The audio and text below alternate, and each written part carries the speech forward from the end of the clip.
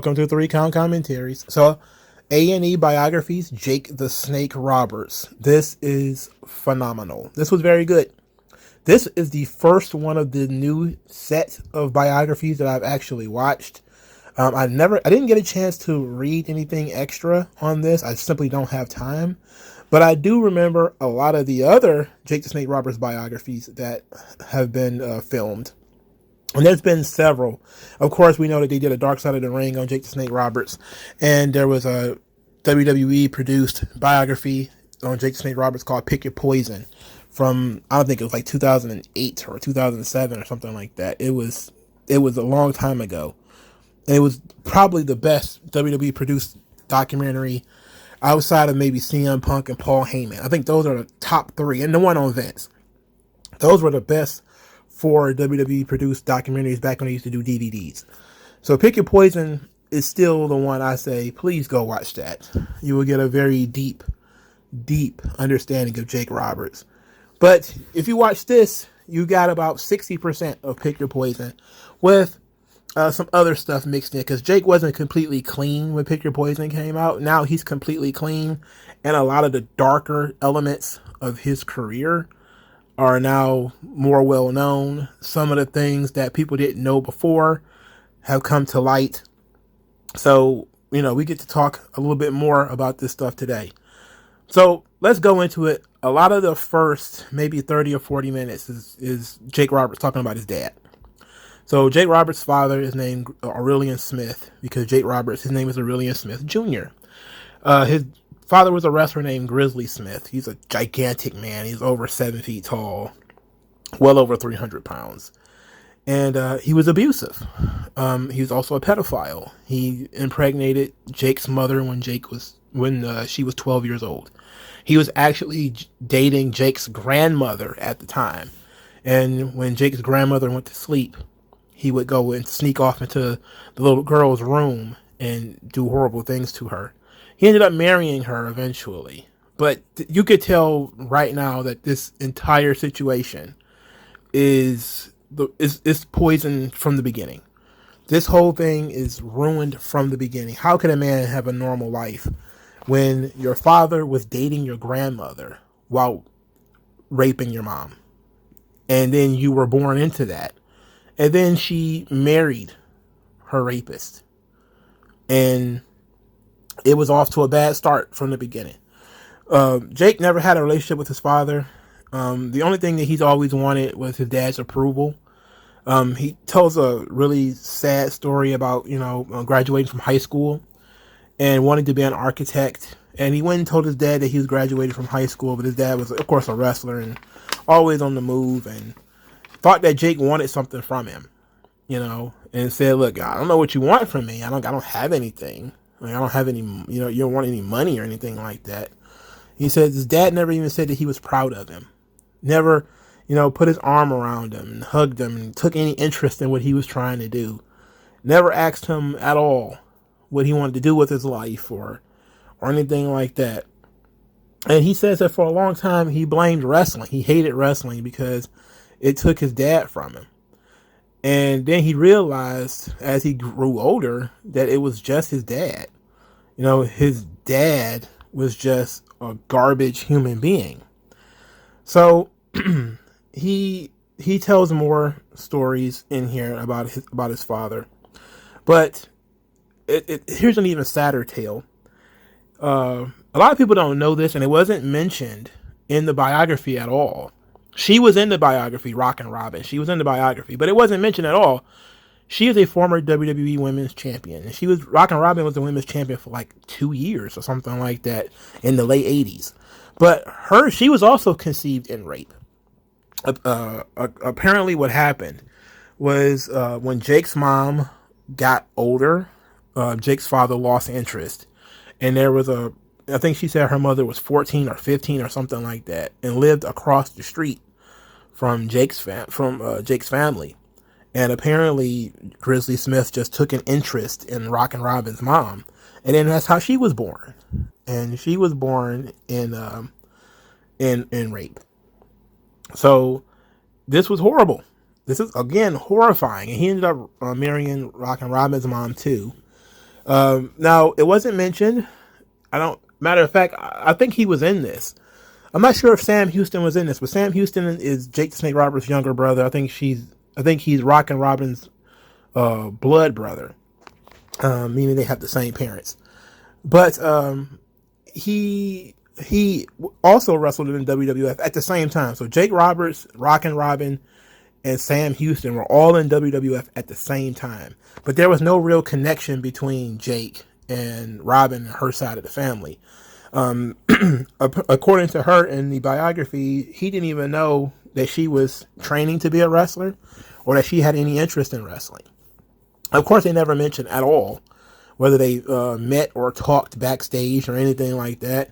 I know from a lot of articles and things like that I've read since then that it was one of the most closely guarded secrets was that nobody was supposed to know they were related. And it was certainly not to be mentioned on TV. So, for a long time, nobody ever mentioned that Rock and Robin was the only world champion in that entire family. So, and she's not in the Hall of Fame yet, which is very weird. But another sad story is that Jake Roberts was molested. He was molested by Robin's mother. And it was a horror. He goes into more detail in Pick Your Poison about this, but it's discussed here that she would molest him and then beat him and say that if he was to tell his father, his father would kill him. His father would do horrible things to him. And he was a young kid at this point in time, and he was talking about how terrible like this was, but his life was really kind of crappy from the beginning. As he didn't go into too much detail here, but he went into a little bit more detail in Pick Your Poison. His grandfather was an alcoholic, and he used to be around his grandfather when he was drunk, and he used to tell these stories in Pick Your Poison about his granddad being so drunk that he would sit in a rocking chair and basically piss himself. And, he couldn't have friends. Friends couldn't come over to visit or anything like that because his granddad would be so drunk. This would be before he went to live with his father. He went to live with his father when he was 12. So this would mean he'd have been like 8 or 9 or something like that. He'd have been very young, and his mom would only been like 20 or 21. So she wasn't really old enough to know how to handle a young man like that. So his childhood is mired in abuse from his father, verbal abuse from his father. He tells the stories in Pick Your Poison about his dad forcing them to believe that wrestling was real. So he would do injury angles and continuously walk around the house like with his arm in a sling or his neck in a neck brace or something like that. Making the kids think that, the beatings and stuff were real. And he talked about growing up with that and how horrifying it was to watch your dad get beat up on TV and you believe that it's really happening, and because he's really coming home with a cast and you're like, oh my God, this guy is scary. This guy my dad's huge, and this guy put my dad in a neck brace or whatever. So that was really terrifying. His childhood is one of the most frightening things ever recorded. I mean, this is like something out of a nightmare. It's like something out of one of these ugly novels that you may read, and it's really gross, man. At 18 years old, Jake got into the ring for the first time, and he just kind of walked on and started wrestling, and he was awful. And his dad said that he was an embarrassment, said that he'll never amount to anything. So in his biography, I think he was a lot more descriptive here when he says that he basically got down on his hands and knees and he basically traded his soul to the devil to be a bigger and better wrestling star than his father. He said his father had called him gutless, said he was spineless, said he had no right to be anywhere near the ring. And Jake said, I am going to prove myself to this man. And no matter how much effort it took, no matter how bad it got, I was going to prove myself to this man. And so he forced himself to wrestle. Now, they skipped over a lot of his travels where he worked in the Carolinas, or he's worked extensively in Mid-South. He even worked in Calgary. up there with the Hearts for a little while. A little trivia fact: he actually took a Junkyard Dog up to Calgary, and helped get him trained up there before Junkyard Dog came back to Louisiana and became like a really big star. So that was all kind of skipped over. They talked about the DDT, the creation of the DDT, which I know pretty much is everybody's talked about it, and he's told that story 1,000 times. 1986, Jake the Snake Roberts goes to meet Vince McMahon. Now, here's an interesting piece of business that he's never told before. So he tells the story of going to meet Vince, and Vince pitches this idea of him wearing lime green and purple with snakeskin boots and all this kind of stuff. And I think they may have had some conception art, that they had in the biography. And it sounds ridiculous on paper. It just sounds absolutely stupid. And it was Vince's idea to carry the python. He told him he wanted to carry a python. And he says that he was going to turn this man down because his ideas were too stupid. The purple and the green and the snake boots, he was not interested. And then he saw how much money he was going to be making. So Vince, he did what Vince do, which is he put a zero in the right place, and then he put a couple of more zeros after that, and he got what he wanted, which was Jake Roberts. Now, this story has been told differently. In Pick Your Poison, I believe it was, Jake Roberts said that he actually wanted to carry a snake to the ring when he was in Mid-South, and he pitched the idea to Bill Watts.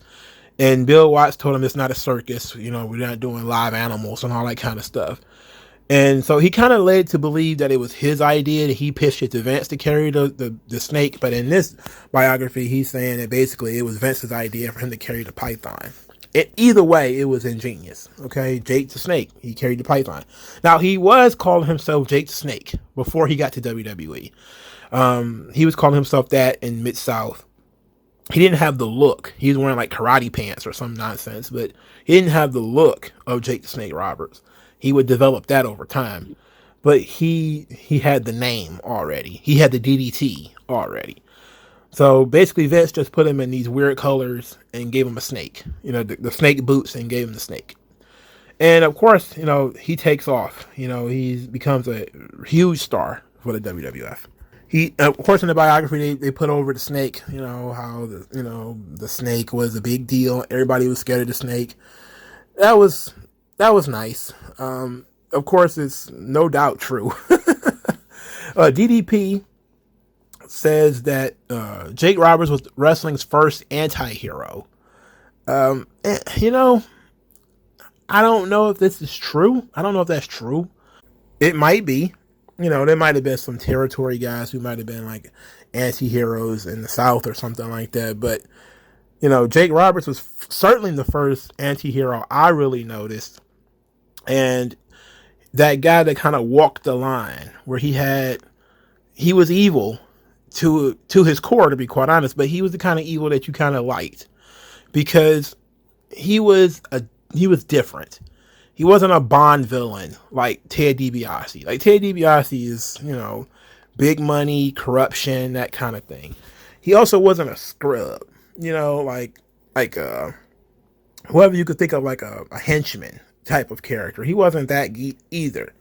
He was far more cerebral, He was more of an, I know it's cliche to use this kind of analogy, this, correlation, but he's kind of like the Joker, where Jake Roberts was just a fan of chaos, anything that can instill fear, that can frighten children, scare other wrestlers, take them to the deepest, darkest places that they've never been to. And one that makes them really challenge the hero, challenge the hero's morality, really pushes them to the point. And for a lot of people, they really didn't think about the Jake Roberts character that way, but look at how they utilized him. I mean, they talked about some of his feuds here about him DDTing Steamboat on the floor. And he tells that story every time. Every time they do a biography, they tell the story of him DDTing Steamboat on the floor. And Steamboat has to, again, relive, getting dropped on his head on the floor. And each iteration of this has been pretty much consistent. Jake didn't want to do it when it was pitched to him. Then Steamboat's like, I got it. I can take care of myself. It'll be okay. And then Jake does it, and Steamboat is not okay. You know, he's out of it. He's limp like wet laundry. And it was probably more humorously told in the Pick Your Poison biography, which I tell you, I love that so much. It was more vividly told there, but I love that. I love that angle. Of course, they talked about the snake angle with Roberts and Savage from '91. I think this was probably better told in other biographies and stories too, because he kind of smoothed it over. According to legend, which is notoriously somewhat true, Randy Savage was incredibly paranoid about the snake, wanted to make sure that the snake was devenomized. So he told Jake that the snake had to bite him first. And, Jake and Randy kind of went back and forth about it. And of course, Randy being who he is, he was incredibly intense, and they almost came to blows over it. Before Jake finally willingly said, okay, I'll let the snake bite me first. So the snake bit him first. Once Randy Savage saw that he was okay, he let the snake bite Randy later that day. What he also left out was that he actually riled the snake up to bite Randy. He had to anyway, right? The snake is not gonna do its own thing. He was thumping it on his head and everything. And he basically, in other interviews, basically saying he was pissing it off on purpose because Randy had put him through so much hell in order to take the bite. But this is a classic WWF moment. It's something you'll probably never see again, ever. Probably never anywhere. Is, this kind of live animal act. And to be quite honest, when you think about the Jake the Snake Roberts, Randy Savage storyline, what was the inflection point? Like, what was the purpose of this? Like, what was Jake Roberts going to get out of ruining Randy Savage and Elizabeth's wedding? Just ruining their lives. Like, he literally just got nothing but pure enjoyment out of it, which is great. It's fantastic. But also, they kind of went over it a little bit too. The Undertaker Jake Roberts feud. They kind of smoothed over their alliance, but they talked about the feud a little bit. And in the biography, Jake says, my life as I know it was about to end when he leaves the WWF in 1992. Now, they left out some parts that he told in other places. For instance, Jake Roberts in 92, this is around the time Pat Patterson gets into some trouble about the Ring Boy scandal, and Pat's about to leave. And Jake Roberts wants his booking job. And he claims Vince promised it to him and that he was going to get the job. And then, Pat ended up coming back. So Jake got screwed. So Jake got mad, decided that he was going to refuse to perform at the WrestleMania unless Vince released him immediately afterwards. And Vince, of course, he had filmed all this footage with Undertaker and Jake, and there was so much money being pushed into it because this is back in the day where you really couldn't change that stuff. He ended up giving Jake what he wanted. So Jake leaves and then goes to WCW where he works with Sting and all this kind of stuff. But in the biography, he talks about this basically being the end of his life. That he kind of went off the rails, and he said he spun out of control for 20 years. Which is pretty damn obvious. They left out a lot of the more embarrassing angles that Jake Roberts was involved in. A lot of the arrests. They left out the Beyond the Mat stuff. They left all of that out. Now they did talk a lot about his family here. I got to see his daughter and his son for the first. I think it might have been his second time seeing his son, but I think it's the first time his daughter has appeared on the biography. And she basically was still pretty upset. I mean, of course she was. But she was still pretty upset. His son was too, about, Jake not being around. His daughter name is Brandy. And Jake later in the biography said he's got 8 kids. He's got 8 children that 4 of them he don't even see, who want nothing to do with him because of his repeated backsliding, his repeated failure to be there for them. They don't participate, but he at least got 4 of them who still wants to participate. And the damnedest story of the whole biography is his daughter Brandy, talking about when she graduated from high school. Jake was sober. This was 1993. Jake was supposedly sober, and she was moving from Texas to Georgia to go to college. So she was going to live in Georgia and be closer to him, and kind of try to have a relationship between the two of them. And she said he came to pick her up, and he smoked crack the entire drive from Texas to Georgia. She had to drive because he was smoking crack the entire way. Brother, let me tell you, that's hard to believe. Now, maybe there's a slight embellishment, because he definitely would have OD'd if he smoked crack all that time. But I can believe he certainly smoked crack off and on during that stretch. But oh my God, that's awful. You're in a car with your college age daughter, driving her to, and she's moving to this new state to live near you, and you're gonna smoke crack the entire time. You're gonna smoke crack, period. But you could, of course, they tell the story that, he's had this screwed up childhood. He's got the alcoholism. It's in his DNA, with his grandfather being an alcoholic and everything.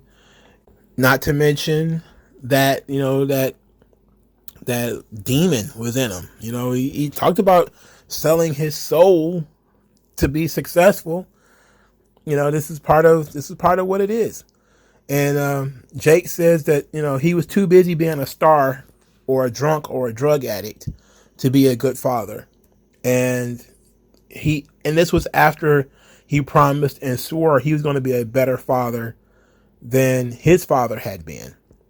And I would think, Jake probably shouldn't feel too bad about himself, considering he didn't molest any of his daughters. Hopefully he didn't, because that almost immediately makes you a better father than your father, considering, 1, you didn't have sex with any underage girls. 2, you didn't have sex with your own daughters. Well, rape your own daughters. I forgot to mention this. This was actually talked about in Pick Your Poison. Jake had a sister who was killed, and she had also been molested. She had been killed by her husband or something like that a long time ago. And she had also been molested by Jake's father. So I forgot about that, but this would have been like in the 1970s or 60s or something like that. So from there, they talked a little bit about his family. He talked about him returning to WWF in 1996, where Jake said he felt like he was at the top of his game, which clearly he wasn't. As somebody who watched Jake in like the early 90s to watch him in the mid 90s, look, he wasn't even that old, but he had did drugs and was screwed up in the head. So he wasn't really at the top of his game as he thought he was. In other biographies, I think it was Pick Your Poison and maybe something else, he talked about how being a born-again Christian really kind of ruined Jake the Snake Roberts, even though it made his character different. The character was uniquely evil and almost satanic in the 80s and 90s. Now you have this same person now espousing their love for Jesus and Christ. And everybody's kind of like, that's not Jake Snake Roberts. That's not the Jake Snake Roberts I want. I don't want Revelations. I want Damien. But he just didn't have it in him anymore. And, he was finally on the booking committee. He's finally gotten that creative job he wanted in WWF. And basically, they wanted to give him credit for Stone Cold Steve Austin. Okay, sure. If you say so. It's sad that this was only known for 2 things. 1, Stone Cold Steve Austin beating his ass in the Austin 316 promo. And 2, Jerry Lawler pouring liquor in his mouth. Which is more of a Vince thing. Like, Vince could have said it could be tea. It didn't have to be liquor for real. Jerry Lawler actually apologized for that on screen, which was interesting. I don't know if I don't think he ever apologized for that before. Also, in Pick Your Poison, they went into a little bit more detail about how he felt about Jerry Lawler making the drunk jokes, which I thought Jerry Lawler's jokes were very mean in the 90s. He was just a mean spirited character, which you loved because then he would immediately get his ass kicked, kind of like the Miz now. You go back and listen to some of those old Jerry Lawler cuts on like the Hart family and stuff like that. You'd be like, ooh, that stuff's brutal. Like he would say some really brutal stuff about Jake. He said he's gonna knock him down flat on his back so you recognize him. It was just all kind of. What did he say? Something about his tag team partner was Jack Daniels or something like that. It was crazy. He was saying a lot of out of bounds stuff, and but he felt like he went too far, pouring real whiskey into his mouth, and that it could have been Kool-Aid or literally anything else. They also didn't talk about this, but Jake Roberts also used to get picked on in the locker room. So, because he had a history of drugs and alcohol, and the boys would, of course, go out and party or whatever, and Jake would try to avoid going out because he was trying to stay sober at least. But the boys were the boys. You know, they are how they are. And Mr. Perfect was one of those. I don't think he was there at the time. He might have been WCW at the time, but he is notoriously business happens in the bar kind of guy, and that kind of makes sense. Because that's kind of how guys do things, even in outside of wrestling, even in like office work. Real decisions are made over lunches and stuff like that. So, Jake wasn't really in with the boys. He was a lot older than these guys. He had been around for a long time. He didn't really fit into that locker room culture, and they told stories of him being kind of bullied and picked on or whatever. And he basically just didn't last. He kind of fizzled out. It wasn't the same character anymore. He had took the fangs out of the character. His performance level had diminished. He was also very, very overweight. So he really wasn't working out. And then they skipped from 96 all the way to DDP, saving his life, which we know took about 20 years for us to get there. They skipped, they showed probably clips of his fall off, him in some indie places, yelling and being drunk and all this kind of stuff and embarrassing himself. But they kind of went over a lot of that stuff, and he thanked WWE for the Hall of Fame and DDP for saving his life and all this kind of stuff. Then our little epilogue here was about his children and his grandchildren. How he gets to spend time with his grandchildren. He gets to go fish with them, hang out with his son, finally get to open up, get to know them. They get to know him, that sort of thing. But most importantly, what he wanted is for his other children to know that he was the problem. He knew that he was out of control. He knew that he had pushed away his family. He had ruined a lot of relationships, and he was looking to make amends. He's 100% clean, has been clean for a long time, and is looking to turn his life around. And he said something I think was very beautiful. He says, "My past won't look like my future at all." And I thought that was a great little cherry on top of this thing, because he's had such a horrible life. And, up to a point. And this is one of the truly human stories of the highest of the highs and the lowest of the lows, where you got this guy, he was front loaded with almost all of the pain possible. Molestation, rape babies, uninterested parents, just the whole 9 yards, and he fell into a cliff. Now, no matter how much talent that he had, though, he still had those demons floating all over him, the alcohol and the drugs and the women and all this stuff, and that he just couldn't escape it.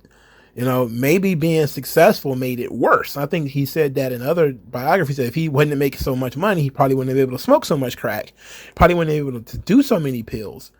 Now, in other biographies, he's also admitted that he never did drugs when he had to be in the ring, that he always did his drugs when he left. So it was in between matches that he would get screwed up, but he would always make sure that he was on point when he had a match to do, because he didn't care about himself. He didn't want to hurt anybody else. And that's probably how he got away with it for so long, is because, the boys were doing drugs, but he was one of the guys that wasn't doing drugs in the ring. But it's the 80s. Jake wasn't the only one.